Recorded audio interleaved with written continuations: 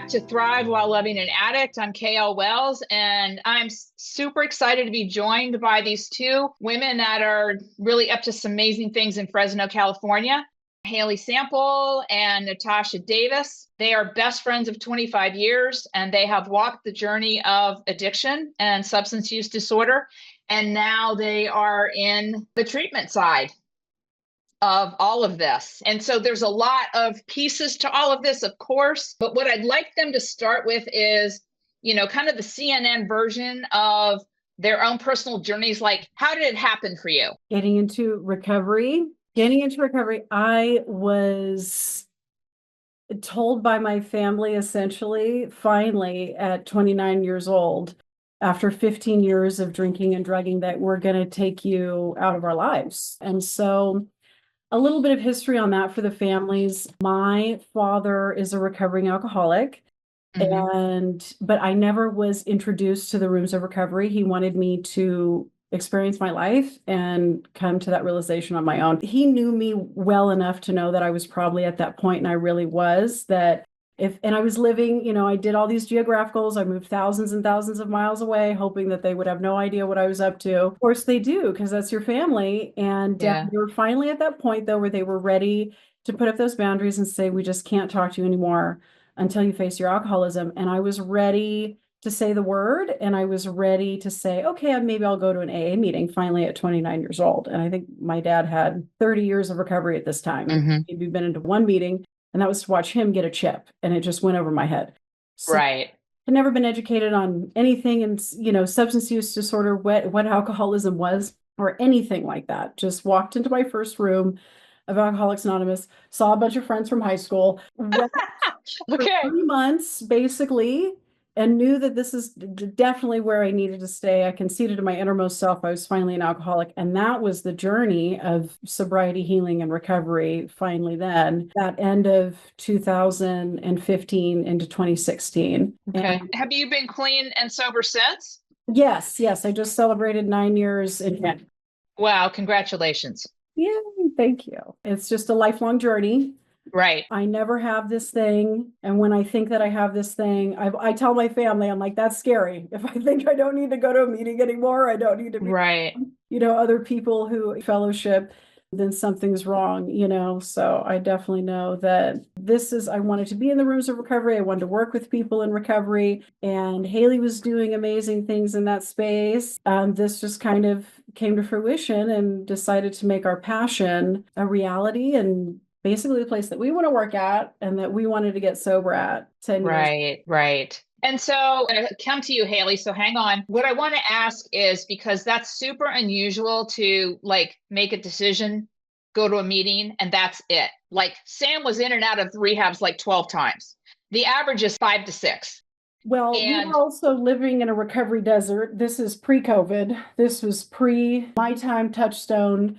The only options were a very bare bones facility called Comprehensive Addiction Programs and West Care. And I didn't even have the Medi-Cal to go, because I came from New York, or the Medicaid. So I had to do mom and dad's rehab. And it was essentially, but in that 3 months, all I can say is I conceded. Nobody forced me to do anything. And I think that honestly, I don't recommend that, but it was just right for us.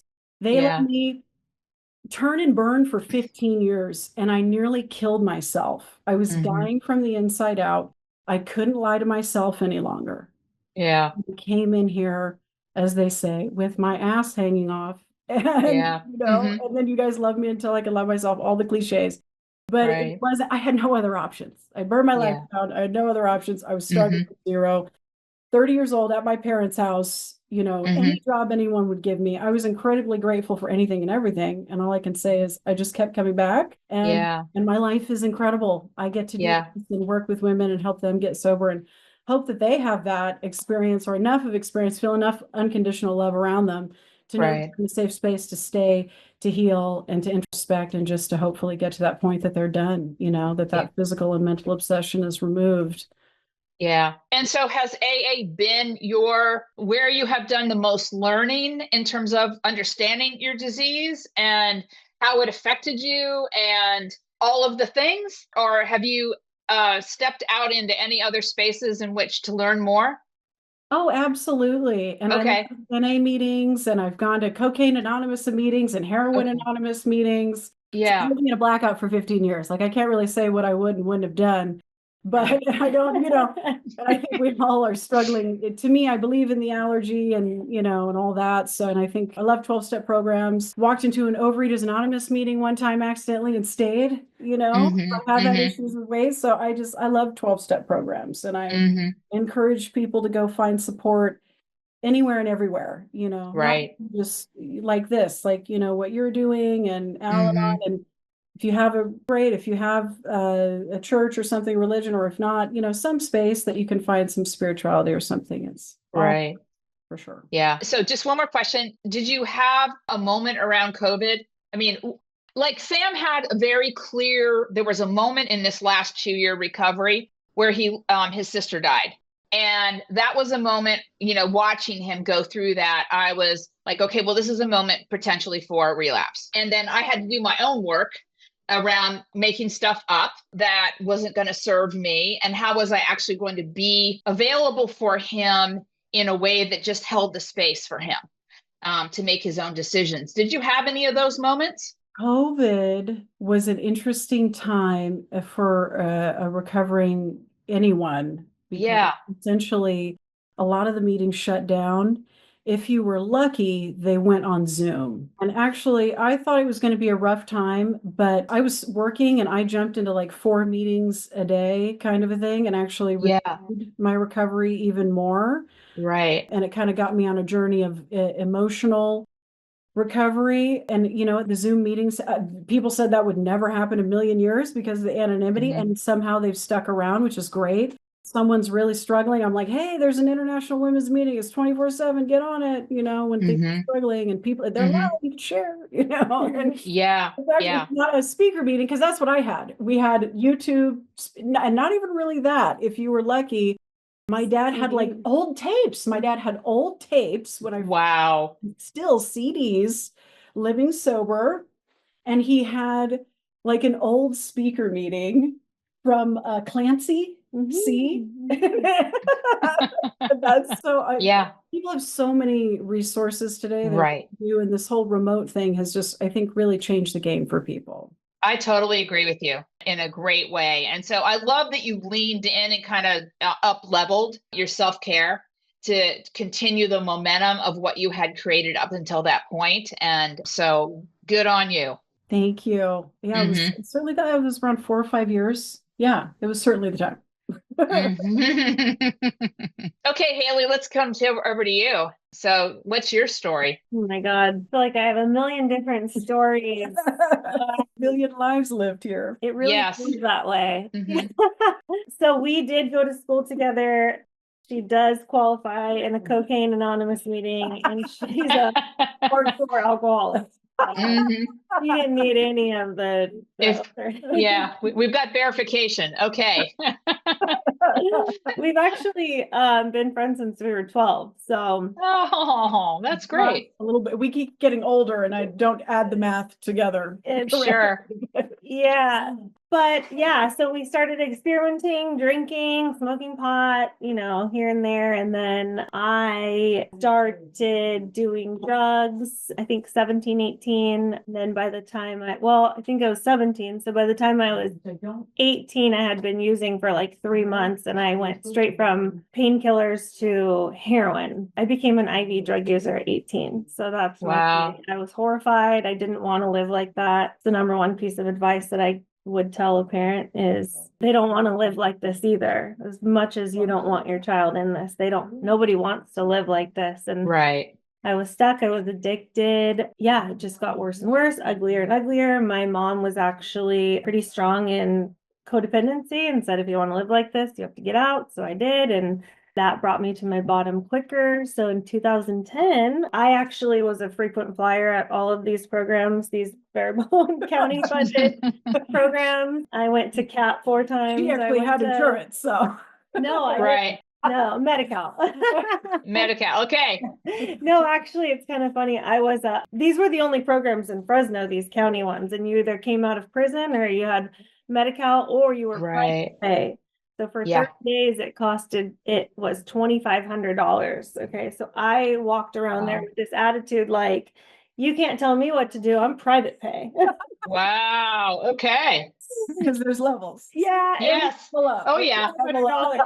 Yeah, they still kicked me out. Yeah, just in and out, in and out. In 2010, I was actually able to finally surrender. I had a health scare and I was able to stay sober for 8 years. And so in 2018, after this beautiful 8 year stretch, I went to college. I became a registered nurse. I got my bachelor's of science, started working in the emergency department, got married, had children, did all the things. And then after my first child, I picked up prescription drugs because I stopped going to meetings. Just like Natasha says, the first red flag is if I no longer want to participate with people in the rooms, then I'm 1 foot out the door. I'm pretty much already, it's the relapse before the relapse. So Right. it took me several years to admit or finally surrender. Actually, in the midst of COVID, I was an ER nurse and it was terrifying. And I was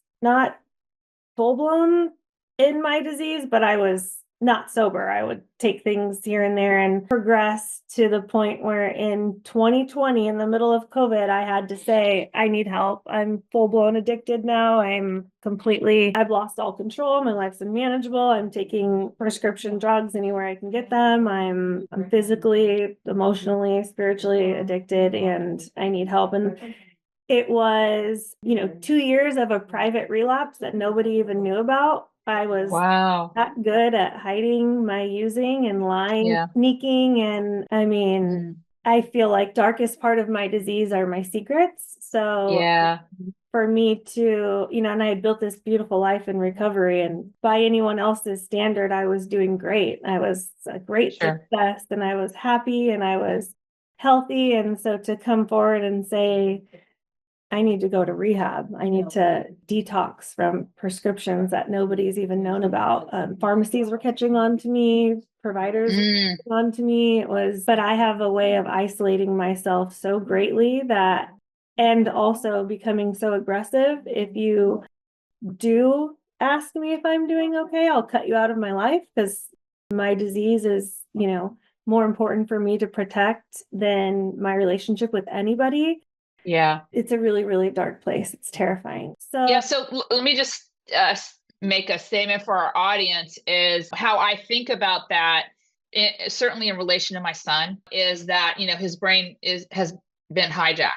And so you're hijacked. And so you are not who we know you to be. And so I separated the two of them. There was Sam in addiction mode, and then there was Sam that I knew was in there somewhere. God, that's hard to do. So hard to do. That's how it's somebody who understands it. And I know that I'm not the same person if I'm in my disease. It's still hard to love unconditionally and know that they're in there sometimes. We make it really hard for you guys. Yeah, I'd say you're gifted. Well, and I think though, loving someone no matter what, letting them know that when they're ready, they can come. Yes. So important. Being that safe space and letting them know that when they're ready, because when we're not ready, we're not ready. And you can try and force someone all you want or force your will or intention on something, but really they've got to do the work. And yeah, I can certainly say I did not know. And I look at this girl like my sister, and I was like eye-opening for me, actually. I was just like, okay, bitch, you need to, I was like really going over like a lot of things. I was like, but she also was very busy and had a very big life. Sure. Married at the time. And there was just, so, and maybe I wasn't seeing all, but it was a big wake up call for me because I was like, what? And then one day, we were talking and we went to a meeting and I hadn't been to a meeting in a while. And it was just, but anyway, go. You're sure your story, my love. Well, I think it's fabulous that you know each other well enough that you could see yourself in each other's diseases. And then, there's this part. I had no idea she was using for this long. Like, are you kidding me? I remember talking to a dad who years and years of in and out of relapses and so on and so forth. And he had a 14-year-old daughter that was living upstairs. And he said, I finally realized she's an addict also. And he was so shame-filled because he's like, I should have known. And I think the stories that we tell ourselves that are full of shame and judgment and all of that, obviously completely non-serving, but I think we all get caught up in that. We should have known. Why didn't we know? So all of that, yeah, the shame, the I should know better. I've been doing recovery since 2010. How can this happen to me? And I just had pretty much come to the conclusion that I couldn't get sober. Everyone around me and in the rooms and in meetings, they could get sober and do it, but nobody suffered the way that I suffered.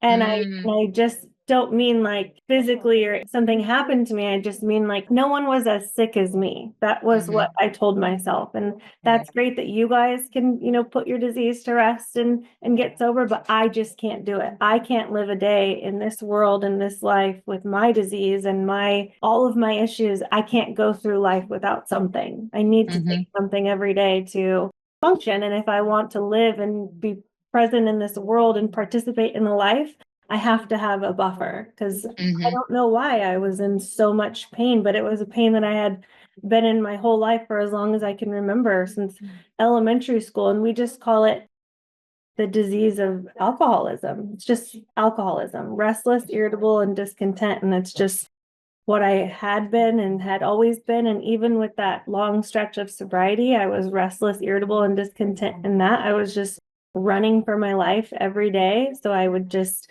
take another class or work another shift or just go and buy the car and all of these things that I kept on getting. Nothing would do it for me. Nothing was giving me the happiness that I promised myself it would give me. When I got married, when I had my first child, certainly that would be enough. Like, what kind of animal wouldn't be fulfilled with their child? That will do it. That will, and nothing would put my disease to rest. But finally coming back into the rooms, and the humble pie was, oh man, it was hard because my whole life was centered around sobriety, like I had said. So to step back in and say, I'm a newcomer when I should be celebrating a decade was, and in my mind, I make up that everyone's going to say, you need to leave. You don't have a spot here anymore. You've been lying to us, or, you've been fooling us, or something like that. But all I received in the rooms was the unconditional love, because we get it. Well, and I just frame that as that was the disease talking. I feel like it's almost like this internal, yes, I am, no, I'm not. Yes, I am, no, I'm not. Yes, I am, no, I'm not. It's this internal, like, we've got you, baby. And we're not letting you go. And to actually rise above the crazy that's going on in your head and take your life back, I think is really, honestly, just such a courageous act every single freaking day. And then there's the other side of the equation as a parent watching that take place. And so, as you're describing this, I have all these vivid memories of those moments, certainly with Sam. And the difference, I think, is that I became a student of the disease. So I understood more about what was happening for him. So I could really be with him and love him, even when he was high, and let him know beyond a shadow of a doubt that no matter what happened here, he was always loved. No matter how many times he went to jail, no matter how many times he did this, no matter how many times he did that, so on and so forth. And I encourage parents to rise to that level of love, to be able to watch your child suffer until they're ready to stop suffering. I love that. And I love that you said you educated yourself on the disease. It's probably the most important thing you could do, holding that love and then educating yourself, not just for your own relief, but it's just rarely what people do. Knowledge really is power with this disease. And I think that parents beat themselves up, or they think that rack their brains for something that they could have done, but it doesn't work that way. I mean, I know people with the best childhoods that are still some of the worst drug addicts. And it's just, we've either got this ism where we have to take something, or treat it or we don't. Some people can do a line of cocaine once in college, never look back. And then so we need another bag immediately. Where can we continue to get this? Right. My life, please. Yeah. It's just the way the cookie crumbles, I guess. But yeah, I mean, when you get into the place where you're doing family programs and all, I'm very much looking forward to that. And at the same time, it is, I think generally speaking, most parents carry tremendous guilt. They carry tremendous shame. They carry so much judgment about what they did wrong, and how they could have been different or changed it or controlled it or anything along those lines. And it's a completely failed way of thinking. And you have to really do a mind bend to get yourself out of that thinking, because that's as crazy as some of the thinking you're thinking. yeah. We're all in, a bit of cuckoo land It here. really is. Yeah. So true. Yeah. So tell me how, Her Harbor recovery got started, and what is the aspiration that you two hold for this? So really, we've, like we've said, been in the rooms, well, me in and out of the rooms for a long time. Natasha, we love women's meetings. We feel the power and we know what happens in a women's meeting versus what we have experienced in co-ed meetings. 9 out of 10 women are probably going to have some sort of trauma regarding a man, and not saying that's the reason for their disease, because like I said, I think you either have the disease or you don't, but we felt like, man, if we could just create this as a program and have a safe space where no guy's going to walk in the door and distract or harass or offend somebody, we know that that's where the magic can happen. That's where we know that we are able to hold those spaces. I mean, Natasha had a girl stay the night and shower who was homeless recently. I mean, she'll pick up people. This is just stuff we do because this is what keeps us sober. We open our homes. I had a girl live with me for a few months and who was homeless. Like, these are just things that we have been doing, and we thought, wow, the people that we love, women that are also in the rooms, a part of this, working here with us, we just knew that we had the ability to create the most healing environment for women. And we just said, let's go for it. And so how long have you been open? Since the beginning of December, but it's been a couple years of getting going. I'm sure. And it feels like just yesterday. Yeah, we were just sitting at my kitchen table like, well, how do we do this? I guess we got on LegalZoom and started an LLC. I don't know. Like, we're really freaking figuring this out one little time here. Yeah. Well, there's the service part of providing for people, and then there's the business side of doing it too. But so let me ask you a different question. In talking to parents, what are 3 things that you guys think are most important for parents to understand? And I want you to each speak, because you might not say the same thing. And if you have different things to say, please say them.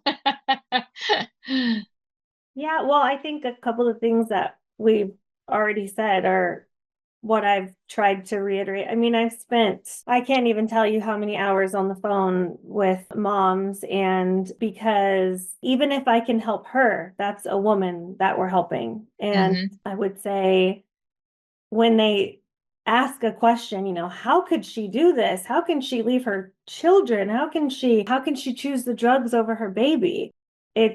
I just remind them that, the disease brings us to an animal level where like it's a rat race. Like you don't have the capacity to make a bigger decision. And the thing that separates the mom from going and choosing her child and having that like connection with her child that she needs to feed is the drugs completely numb that. It's like you're asleep. You're sleepwalking. You're not experiencing reality. You're not awake enough to make the decision to go do those things. And it doesn't make her a monster. She's just locked into the disease. And my sponsor describes it so beautifully. There's a cycle. She calls it the vicious cycle. And I love this. It's if we have a chance that we're stopped and that's a miracle, a day sober is a miracle, then we're separated from the disease. And then we get two choices. We get to jump into sobriety, we get to jump into service and recovery and whatever it is that feeds,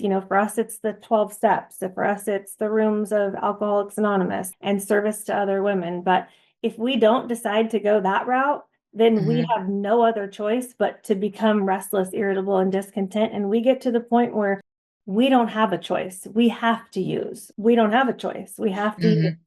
And then the phenomenon of craving kick. And now we've lost all power of choice. And the vicious cycle begins. And if we're lucky enough to be separated from the disease again, then we have another chance. And then just like we said, there's nothing that you did wrong or right. Just like you can't stop or start this disease, you didn't cause it and you can't cure it.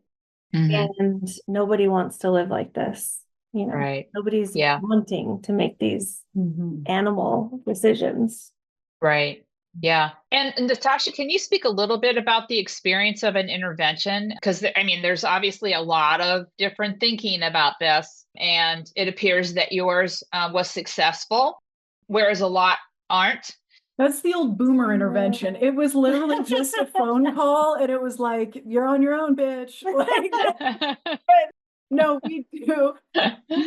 We do know people who actually are interventionalists, and if somebody was needing an intervention, we would call them the professionals and have them do it. And this lady's being modest here. Like, she has started basically she started My Time in her garage at her old house. Like, she's done amazing things. The lives that she saved, the ripple effect. She was there for Zachary Horton's intake. You know what I mean? Like, this lady saved a lot of lives. She's incredible. So yeah, I'm just so thrilled to be here to do this with her. I'm just so excited. All the women we're going to help. We never knew we always heard you get a sponsor who's a woman.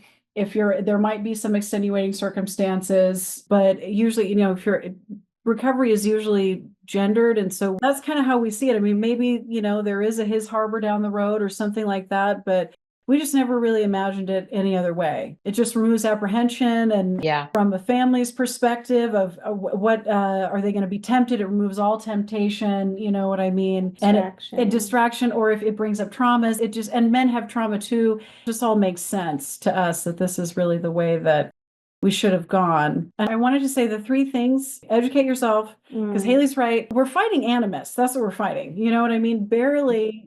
They're finally acknowledging that, there's substance use disorder and mental health is actually a mental health issue. You know what I mean? Like, century, you have to remember that. Totally. And alcohol's been with us for thousands of years. Right. It was used in religious ceremonies. It's $1 trillion industry. It's the two crops that you can get subsidies for in this country, you can make alcohol from. Alcohol's not going anywhere. That's why we call it king alcohol in the rooms, and these substances, they're not going anywhere. We need to fight the animus. We need to educate each other. I would say practice that love and tolerance, and also get a program yourself, get into Al-Anon, do the work yourself. So, and love them. You might be loving them till death. And that's a really horrible reality, but that's the reality we're facing. There were several points along the way where that was very clear to me. And I wanted to struggle with that reality. And Sam's last relapse was with fentanyl. So it got real at a higher level at that point, as far as I was concerned. And now we have stronger drugs on the street now. So the crapshoot of this whole thing is incredible. And if you love someone, how do you hold the space of loving them in the midst of knowing you can't make them make a different decision? You may lose them. And that's the reality of it. That's why you've got to have that fellowship. You've got to have that support. You've got to have that foundation, tools to work yourself. Because that is the reality. This is a deadly, deadly disease, and that's why we always tell people, it's this is a terminal illness, and so we treat it as such. Yeah. So what haven't I asked you that I should have? Thank you for asking. It's always a good interviewer. I don't know. I feel like we bared our souls. More than Haley, I just threw her on last minute, so she's really loving this. Well, you're both really good at telling your story and speaking to the truth of this. Yeah. Yeah. Yeah, all So- we can be is honest, and sometimes, yeah, we have to be honest with parents too. Like, she's Mhm. just not ready yet, and Mhm. she hasn't surrendered, and that's a really hard phone call to make when a girl walks out the door and we don't know if she's gonna ever make it back or into the rooms or in any kind of recovery, but there's always hope if there's a heartbeat. And Yeah. we are perfect examples of just never give up on a drug addict, and you don't know what they can accomplish. You have no idea. As long as they're breathing, there's hope. Right. Yeah. Yeah. Don't force the treatment. Don't force that stuff unless they're ready to go. Mhm. Like she's saying, like, that's the hard, because the parents are like, well, what do you mean? Does she need more detox? And it's like, she doesn't want to be here. Like, Yeah. she needs to Force get to her a to meeting. stay. She wants to just keep drinking, or so it's just, and that's really hard for people to understand. And sometimes maybe someone hasn't hit their bottom. Yeah. And I know everybody wants to hold you up and keep you, like, oh, we're just, my parents just were like, just let her lose it all, because, let her learn the lessons, because every time, and we're so strong-willed. I mean, Mhm. can't tell me. And believe me, many times over this last 9 years, I've been like, oh, they were so right. They were so right. They knew exactly what they were talking about, but I wasn't Right. ready to hear it. I needed to learn the lesson for myself. And thank God I made it all out alive. Right. Right. You know? Exactly. Yeah. Yeah. I mean, the same way. When he first went to his first rehab was through drug court, and he did drug court for a year, and we thought, oh, okay, we're good. Oh man. And then he and his buddy did a hit of meth to celebrate, and off to the races we were again. Off Yeah, to the yeah. races. Yeah.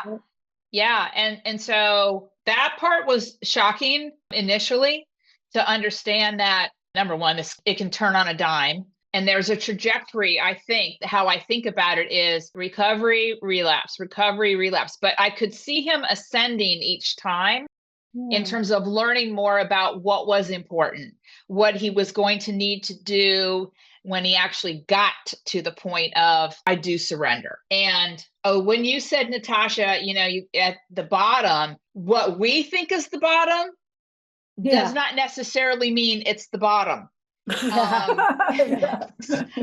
Friends and family, you kind of got to hang on to the notion that you think, oh, that's the bottom. And then, oh, no, it's not. And just, he ascended with every relapse. And he also, for me, I tried every avenue to get through life with something in my system, with some sort of buffer. I tried every drug, every pill, every drink, every combination cocktail. I was like a chemist. I'm like, if you just do a little bit of this and one of these, that's the perfect recipe, and I can, but nothing ever. So I tried everything you can imagine, every drug on this planet.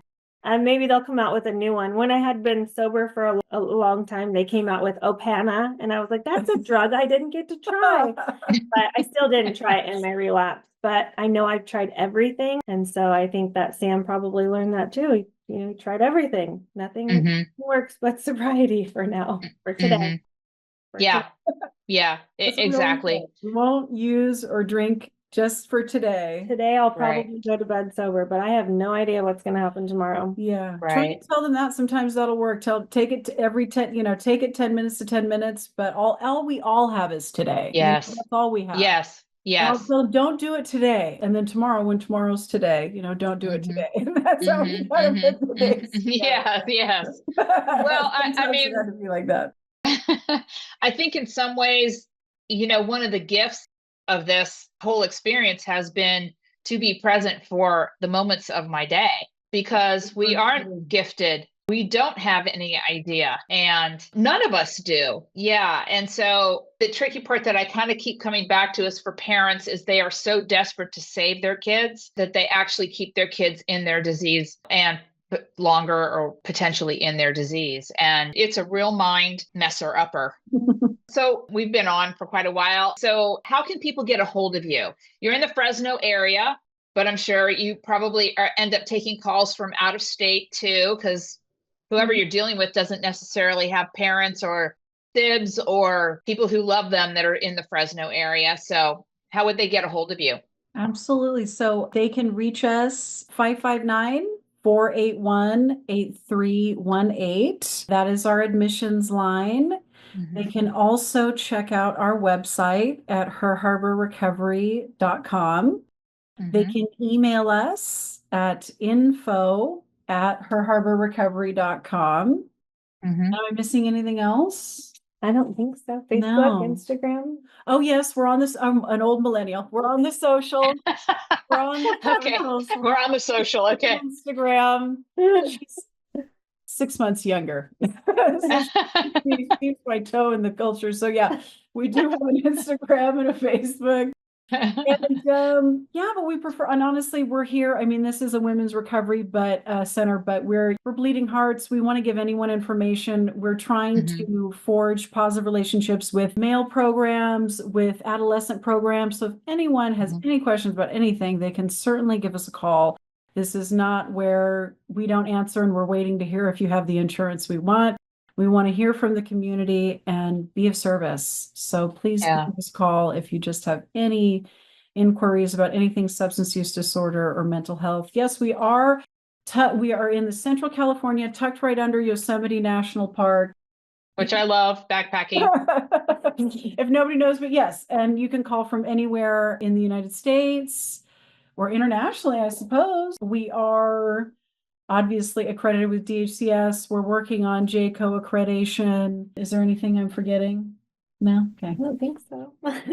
Great job.